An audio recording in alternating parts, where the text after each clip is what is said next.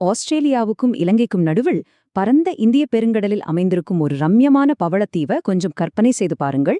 இது ஆஸ்திரேலியாவின் ஒரு பகுதிதான். ஆனால் இங்கு வாழும் மக்கள் பெரும்பாலும் மலாய் மொழி பேசுகிறார்கள், இஸ்லாமிய மார்க்கத்தை பின்பற்றுகிறார்கள். கேட்கவே கொஞ்சம் வித்தியாசமாகவும் ஆச்சரியமாகவும் இருக்கிறதில்லையா? பல காலமாக உலகின் பார்வையிலிருந்து மறைந்திருந்த இந்த புதிரான தீவின் பின்னணியைத்தான் இன்றைய தொகுப்பில் நாம் விரிவாக அலசப் போகிறோம். இப்போது உலக நாடுகளின் ஒட்டுமொத்த கவனமும் இந்த சின்னஞ்சிறிய தீவின் மீதுதான் திரும்பியுள்ளது. ஒரு அமைதியான அழகிய சுற்றுலா தலமாக இருந்த ஒரு பவளத்தீவு திடீரென ஆஸ்திரேலியாவின் மிக முக்கியமான இராணுவ சொத்தாக எப்படி மாறியது? உலக வல்லரசுகளின் இராணுவச் சதுரம்பத்தில் இது எப்படி ஒரு முக்கிய காயாக உருவெடுத்துள்ளது?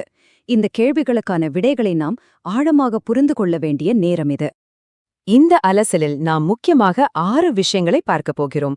கோகோஸ் தீவுகள் பற்றிய ஓர் அறிமுகம், அங்கு நடந்த ஒரு விசித்திரமான குடும்ப சாம்ராஜ்யம், உலகப் போர்களில் இந்த தீவின் பங்கு, ஆஸ்திரேலியாவுடன் இது இணைந்த விதம், இங்குள்ள மக்களின் கலாச்சாரம் மற்றும் இறுதியாக இதன் புதிய புவிசார் அரசியல் முக்கியத்துவம். முதல் பகுதி, ஓர் அறிமுகம். ஆஸ்திரேலியாவின் பெர்த் நகரிலிருந்து சுமார் 3000 கிலோமீட்டர் தொலைவில் அமைந்திருக்கிறது இந்த கோகோஸ் தீவுகள். இதில் மொத்தம் 27 பவளத்தீவுகள் உள்ளன. ஆனால் இதில் சுவாரஸ்யம் என்னவென்றால், வெஸ்ட் ஐலண்ட் மற்றும் ஹோம் ஐலண்ட் ஆகிய 2 தீவுகளில் மட்டுமே மக்கள் வாழுகிறார்கள். மற்றவை எல்லாமே மனித நடமாட்டம் இல்லாத பாதுகாக்கப்பட்ட இயற்கை வனப்பகுதிகள். இங்குதான் ஒரு மிகப்பெரிய முரண்பாடு ஒளிந்திருக்கிறது.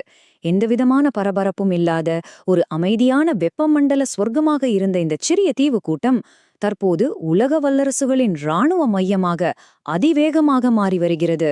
பெரிய அளவில் நிலப்பரப்பே இல்லாத ஒரு சிறிய இடம் ஒட்டுமொத்த பிராந்தியத்தின் பாதுகாப்பே எப்படி தீர்மானிக்கிறது என்பது உண்மையிலே ஒரு பெரிய புதிர்தான்.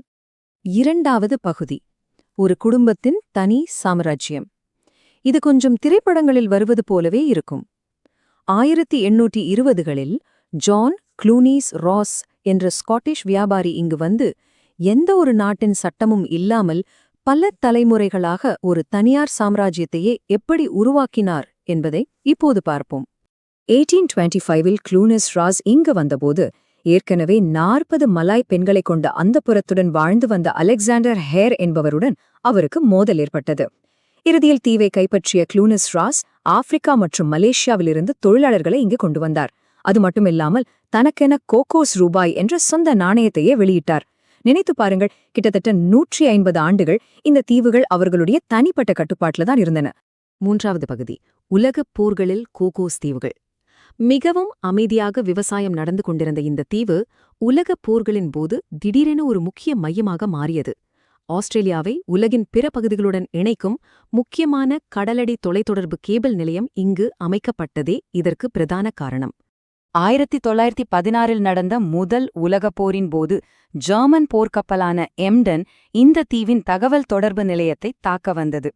ஆனால் தகவல் அறிந்து மின்னல் வேகத்தில் வந்த ஆஸ்திரேலியாவின் சிட்னி போர்க்கப்பல் அந்த எம்டனை மூர்க்கமாக தாக்கி அழித்தது. இந்த பயங்கரமான தாக்குதலில் ஜெர்மன் தரப்பில் 134 பேர் உயிரிழந்தனர். இந்த ஒரு வரலாற்று நிகழ்வு கோகோஸ் தீவுகளை உலக வரைபடத்தில் மிக ஆழமாக பதிவு செய்தது. இரண்டாம் உலகப் போரிலும் இதன் முக்கியத்துவம் சற்றும் குறையவில்லை. நேச நாடுகளின் குண்டுவீச்சு விமானங்களுக்கான ஓடுபாதைகள் இங்கு அவசரமாக கட்டப்பட்டன. 1942 கிறிஸ்மஸ் தினத்தில் ஜப்பானிய நீர்மூழ்கி கப்பல் இங்கு குண்டுவீசி தாக்கியது. அதே ஆண்டில் சிலோன் பாதுகாப்புப் படையைச் சேர்ந்த வீரர்கள் நடத்திய ஆயுதக் கிளர்ச்சியும் அதற்காக அவர்களுக்கு விதிக்கப்பட்ட மரண தண்டனைகளும் இந்த தீவின் வரலாற்றில் மறக்க முடியாத இருண்ட பக்கமாகும். நான்காவது பகுதி, ஆஸ்திரேலியாவுடன் இணைதல். இவ்வளோ பெரும் போர்களுக்குப் பிறகு நவீன காலத்தில் க்ளூனிஸ் ராஸ் குடும்பத்தின் ஆதிக்கத்தை முற்றிலுமாக முடிவுக்கு கொண்டுவர ஆஸ்திரேலிய அரசாங்கம் கடுமையான நடவடிக்கைகளை எடுக்கத் தொடங்கியது. 6.25 மில்லியன் ஆஸ்திரேலிய டாலர்கள். ஆம், சரியாக இந்த தொகையைத்தான் ஆஸ்திரேலியா கொடுத்தது. 1978ஆம் ஆண்டில் நிலத்தை கட்டாயமாக கையகப்படுத்துவோம் என்ற மிரட்டலை விடுத்து ஒட்டுமொத்த தீவுகளையும் ஆஸ்திரேலியா விலைக்கு வாங்கியது. இதன் மூலமாகத்தான் அந்த விசித்திரமான குடும்ப ஆட்சி முடிவுக்கு வந்தது. நிலம் வாங்கப்பட்ட பிறகு 1984இல் ஐக்கிய நாடுகள் சபையின் நேரடி மேற்பார்வையில் ஒரு பொது வாக்கெடுப்பு நடத்தப்பட்டது. அப்போது வாக்களிக்க தகுதியான 261 பேரில் பெரும்பான்மையான மக்கள் ஆஸ்திரேலியாவுடன் முழுமையாக ஒருங்கிணைக்கப்படுவதற்கே வாக்களித்தனர்.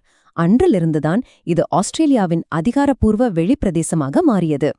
5வது பகுதி மக்கள் மற்றும் கலாச்சாரம். இன்று கோகோஸ் தீவுகளில் சுமார் 600 பேர் மட்டுமே வாழ்கிறார்கள். இது ஆஸ்திரேலியாவின் ஒரு பகுதி என்றாலும் இதன் கலாச்சார கட்டமைப்பு முற்றிலும் மாறுபட்டது. இந்த மக்களின் தனித்துவத்தை பார்த்தால் உங்களுக்கு ஆச்சரியமாக இருக்கும். இங்குள்ள மக்கள் தொகையில் சுமார் 65% பேர் இஸ்லாமியர்கள். இவர்கள் பெரும்பாலும் ஆரம்ப காலத்தில் வேலைக்காக அழைத்து வரப்பட்ட மலாய் வம்சாவழியைச் சேர்ந்தவர்கள்.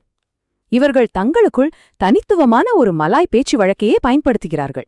ஒரு ஆஸ்திரேலிய பிரதேசத்தில் இஸ்லாம் பெரும்பான்மை மதமாக இருப்பதும் மலாய் கலாச்சாரம் மேலோங்கி இருப்பதும் உண்மையிலேயே மிகவும் தனித்துவமான ஒரு கலவையாகும். சரி, மிகவும் சீரியஸாக போய்க் கொண்டிருக்கிறோம். சற்று இலகுவான ஒரு சுவாரஸ்யமான தகவல் சொல்லட்டுமா? இங்குள்ள கோல்ஃப் மைதானம் ஒரு சர்வதேச விமான ஓடுபாதையின் குறுக்கே அமைந்துள்ளது. ஆம், ராணுவ விமானங்கள் பயன்படுத்தும் ஒரு சுறுசுறுப்பான ஓடுபாதையைக் கடந்துதான் நீங்கள் இங்கு கோல்ஃப் விளையாட முடியும். இந்த தீவின் சிறிய அளவையும் இடப்பற்றாக்குறையும் இது மிகத் தெளிவாக நமக்கு உணர்த்துகிறது. இறுதி பகுதி புதிய புவிசார் அரசியல் முக்கியத்துவம். வரலாறு மற்றும் கலாச்சாரத்திற்கு அப்பாற்பட்டு இன்று கோகோஸ் தீவுகள் உலக நாடுகளின் இராணுவ வரைபடத்தில் மிக அதிவேகமாக ஒரு முக்கிய புள்ளியாக மாறி வருகிறது. இப்போது இங்கு நடக்கும் மாற்றங்கள் சாதாரணமானவை கிடையாது.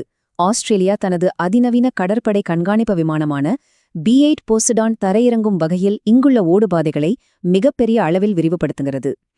டிஜிட்டல் கட்டமைப்பை வலுப்படுத்த கூகுள் நிறுவனம் கடலடி இணைய கேபிள்களை பதிக்கிறது. இது மட்டுமின்றி இந்திய கடற்படை மற்றும் விமானப்படை விமானங்கள் இங்கு கூட்டுப் பயிற்சிகளில் ஈடுபட்டுள்ளன. அமெரிக்காவும் இந்த தீவுகளை மிக நெருங்கமாக கவனித்து வருகிறது. இது ஏன் இவ்ளோ முக்கியம்னு யோசிக்கிறீங்களா? இதன் புவியியல் அமைப்புதான் காரணம். மலாக்கா, சுண்டா மற்றும் லோம்போக் நீர்சந்திகளுக்கு மிக அருகில் இந்த தீவு அமைந்துள்ளது. ஆசியாவிற்கும் உலகிற்கும் இடையிலான பெரும்பாலான கடல்வழி வர்த்தகம் இதன் வழியேதான் நடக்கிறது. இதனால் இந்திய பெருங்கடலுக்கும் பசிபிக் பெருங்கடலுக்கும் இடையே செல்லும் ஒவ்வொரு கப்பலையும் இங்கிருந்து மிக எளிதாக கண்காணிக்க முடியும். அதனாலதான் வல்லரசுகள் இந்த தீவை நோக்கி படையெடுக்கின்றன. இறுதியாக நம் முன்னே ஒரு ஆழமான கேள்வி எழுகிறது. கோகோஸ் தீவுகள் இந்திய பெருங்கடலில் உள்ள மற்றொரு பிரம்மாண்ட இராணுவ தளமான டியாகோ காசியாவைப் போல எதிர்காலத்தில் முழுமையான இராணுவ கட்டுப்பாட்டு பகுதியாக மாறுமா? உலக வல்லரசுகளின் இந்த சதுரங்க ஆட்டத்தில் பல தலைமுறைகளாக இங்கு அமைதியாக வாழ்ந்து வரும் சிறிய மலாய் முஸ்லிம் சமுதாயத்தின் எதிர்காலமும் இந்த அழகிய பவளத்தீவின் சுற்றுச்சூழலும் என்னவாகப் போகிறது? இது சர்வதேச நாடுகள் மட்டுமல்ல, நாமும் தொடர்ந்து சிந்திக்க வேண்டிய மிக முக்கியமான கேள்வியாகும். நீங்களும் இதை பற்றி சற்று சிந்தித்துப் பாருங்கள்.